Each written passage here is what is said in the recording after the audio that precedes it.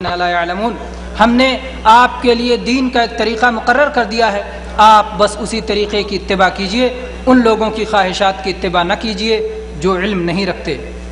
اس سے کیا معلوم ہوا کہ اتباع ہی شریعت کے کاموں کی بنیاد ہے۔ کسی بھی شرعی عمل اور کسی بھی دینی عمل کے لیے اتباع دیکھا جائے گا کہ اس معاملے میں آپ اللہ اور اس کے رسول کے حکم کی تابعداری کر رہے ہیں یا آپ نے منمانی سے بنا لیا ہے۔ یاد رہے کہ اتباع ہی اللہ اور اس کے رسول صلی اللہ علیہ وسلم سے سچی محبت کی علامت بھی ہے۔ اللہ تبارک تعالیٰ نے فرمایا قل ان کنتم تحبون اللہ فاتبعونی یحببکم اللہ ویغفر لکم ذنوبکم واللہ غفور الرحیم۔ کہہ دیجئے کہ اگر تم اللہ تعالیٰ سے محبت رکھتے ہو تو میری اتباع کرو، یعنی رسول اللہ صلی اللہ علیہ وسلم کی اتباع کرو، خود اللہ تبارک و تعالیٰ تم سے محبت کرے گا اور تمہارے گناہ معاف فرما دے گا۔ اللہ تبارک و تعالیٰ بڑا بخشنے والا، بڑا مہربان ہے۔ جب اتباع کا دامن ہاتھ سے چھوٹ جاتا ہے تو آدمی بدعتوں میں گرفتار ہو جاتا ہے۔ جب تک آدمی اتباع کی راہ پر مضبوطی سے قائم رہتا ہے تب تک آدمی صراط مستقیم سے منحرف نہیں ہوتا۔ میرے بھائیو، رسول اللہ صلی اللہ علیہ وسلم کا ارشاد ہے کل امتی یدخلون الجنۃ الا من ابى قالوا یا رسول اللہ ومن یأبى قال من اطاعنی دخل الجنہ ومن عصانی فقد ابى۔ رواہ البخاری۔ اللہ کے نبی صلی اللہ علیہ وسلم نے فرمایا کہ میری ساری امت جنت میں داخل ہوگی سوائے اس کے جو انکار کر دے۔ صحابہ کرام کو بڑا تعجب ہوا اور انہوں نے کہا کہ اے اللہ کے نبی کریم صلی اللہ علیہ وسلم، کون بدبخت ہوگا جو انکار کرے گا؟ اللہ کے نبی صلی اللہ علیہ وسلم نے فرمایا کہ جس نے میری پیروی کی، جس نے میری اتباع کی، وہ جنت میں جائے گا، اور جس نے میری مخالفت کی اور جس نے میری نافرمانی کی اس نے انکار کر دیا، گویا وہ جنت میں جانا نہیں چاہتا کیونکہ رسول اللہ صلی اللہ علیہ وسلم کی پیروی نہیں کر رہا ہے۔ میرے بھائیو، اسی طرح سے عرباد ابن ساریہ رضی اللہ عنہ کی روایت ہے کہ رسول اللہ صلی اللہ علیہ وسلم نے ایک بار صحابہ کرام کو صلاۃ فجر پڑھائی اور اس کے بعد ایک بلیغ اور مؤثر خطبہ دیا،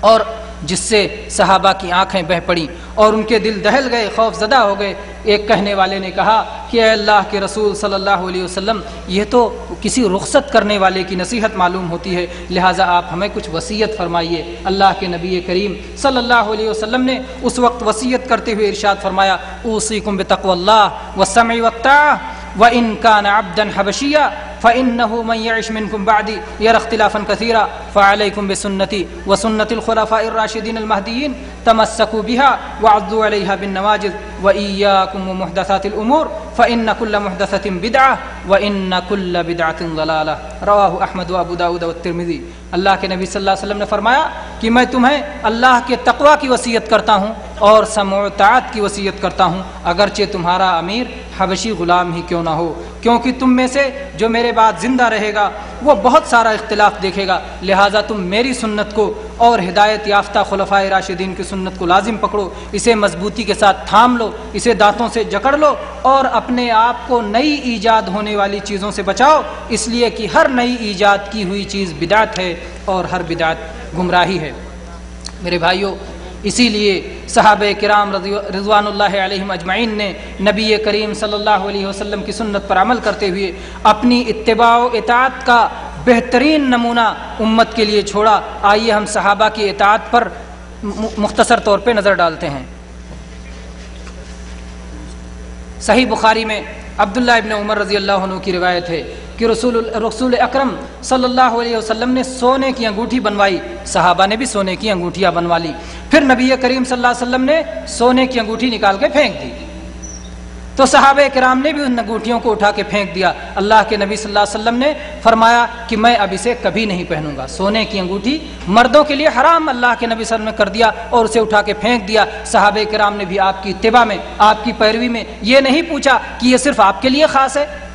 ایسا صرف آپ کریں گے یا ہمارے لیے بھی ہے؟ اللہ کے نبی صلی اللہ علیہ وسلم نے نہیں کیا، صحابہ نے فوراً پھینک دیا کہ آپ نے سونے کی انگوٹھی نکال کے پھینکی تو انہوں نے بھی انگوٹھیاں نکال کے پھینک دی۔ ایسے ہی صحیح بخاری اور مسلم میں عمر فاروق رضی اللہ عنہ نے حجر اسود کے پاس پہنچ کر کے بوسہ دیا اور فرمایا کہ اے پتھر، مجھے خوب معلوم ہے کہ تو پتھر ہے، تیرے اندر نفع اور نقصان کی کوئی طاقت نہیں ہے، اگر میں نے جناب محمد رسول اللہ صلی اللہ علیہ وسلم کو تجھے بوسہ دیتے ہوئے نہ دیکھا ہوتا تو مجھے تجھے بوسہ نہ دیتا۔ اللہ کے نبی نے صلی اللہ علیہ وسلم، آپ نے ایک پتھر کو بوسہ دیا، صحابی نے پتھر کو بوسہ دیا۔ یہ نہیں پوچھا کہ پتھر میں تو نفع نقصان نہیں۔ اللہ کے نبی کی اتباع کا یہ بہترین نمونہ ہے جو صحابہ کرام ہمارے لیے چھوڑ گئے۔ اسی طرح سے میرے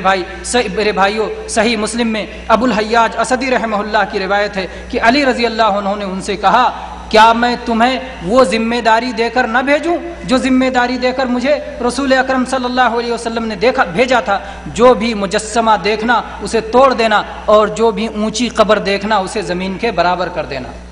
دیکھیں صحابی کا طریقہ۔ اللہ کے نبی کریم صلی اللہ علیہ وسلم نے علی رضی اللہ عنہ کو حکم دے کر بھیجا، علی رضی اللہ عنہ اپنے بعد والے کو وہی حکم دے کر کے بھیجتے ہیں کہ کوئی بھی اونچی قبر دیکھنا برابر کر دینا زمین کے، اور کوئی بھی مجسمہ دیکھنا تو اسے توڑ دینا۔ اسی طرح سے میرے بھائیوں، صحابہ کرام جہاں رسول اللہ صلی اللہ علیہ وسلم کی اتباع میں پیش رہتے تھے، وہیں آپ اتباع کی خلاف ورزی کے معاملے میں بھی صحابہ بہت سخت تھے۔ اور چنانچہ آئیے چند واقعات پر اس تعلق سے بھی نظر ڈالتے ہیں۔ صحیح بخاری میں عبداللہ ابن عمر رضی اللہ عنہ کے صاحبزادے سالم کی روایت ہے کہ ایک بار عبداللہ ابن عمر رضی اللہ عنہ نے نبی کریم صلی اللہ علیہ وسلم کی ایک حدیث بیان فرمائی۔ اللہ کے نبی کریم صلی اللہ علیہ وسلم نے فرمایا، لا تمنعوا اماء اللہ مساجد اللہ، اللہ کی بندیوں کو، عورتوں کو اگر وہ مسجد میں جانے کی اجازت چاہیں تو انہیں مسجد میں جانے سے مت روکو۔ ان کے ایک صاحبزادے جن کا نام بلال تھا، بلال نے کہا کہ ہم تو مسجد میں جانے سے روکیں گے۔ سالم کہتے ہیں کہ عبداللہ ابن عمر رضی اللہ عنہ نے ان کی طرف متوجہ ہو کر ایسی سخت بری گالی دی کہ اس جیسی سخت بری گالی میں نے ان سے کبھی نہیں سنی تھی۔ دیکھیے غیرت، اتباع رسول، مخالفت رسول اللہ صلی اللہ علیہ وسلم کی مخالفت پہ کتنی سخت غیرت آئی کہ انہوں نے سخت گالی دی اور فرمایا کہ میں جناب محمد الرسول اللہ صلی اللہ علیہ وسلم کی حدیث بیان کر رہا ہوں اور تم کہتے ہو کہ ہم ضرور روکیں گے، یعنی اس کی مخالفت کریں گے۔ ایسے ہی میرے بھائیوں، بخاری اور مسلم میں عبداللہ ابن مغفل رضی اللہ عنہ کی روایت ہے کہ انہوں نے ایک شخص کو کنکریوں سے کھیلتے ہوئے دیکھا، کنکری اٹھا کے ایسے پھینک رہا تھا، کنکریوں سے کھیل رہا تھا۔ اللہ کے نبی کریم صلی اللہ علیہ وسلم کی ایک حدیث انہوں نے بیان فرمائی، کہا کہ اللہ کے نبی صلی اللہ علیہ وسلم نے کہا ہے کنکریوں کا کھیل مت کھیلا کرو، اس لیے کہ کنکریوں سے نہ ہی شکار کیا جا سکتا ہے، نہ ہی دشمن کو نقصان پہنچایا جا سکتا ہے، بلکہ بسا اوقات اس سے دانت ٹوٹ جاتے ہیں اور آنکھ پھوٹ جاتی ہے۔ یعنی نہ اس میں فائدہ ہے کہ تم اسے شکار کر سکو یا اس سے دشمن کو نقصان پہنچا سکو، بلکہ الٹا اس میں نقصان ہے کہ دانت بھی ٹوٹ سکتے ہیں اور آنکھ بھی پھوٹ سکتی ہے۔ تو اس لیے اللہ کے نبی صلی اللہ علیہ وسلم نے کنکری پھینکنے کا کھیل کھیلنے سے منع کر دیا۔ یہ واقعہ ہو جانے کے کچھ دنوں کے بعد ایک مرتبہ پھر عبداللہ ابن مغفل رضی اللہ عنہ نے اسی شخص کو جس کو کنکریاں کھیلنے سے منع فرمایا تھا دیکھا تو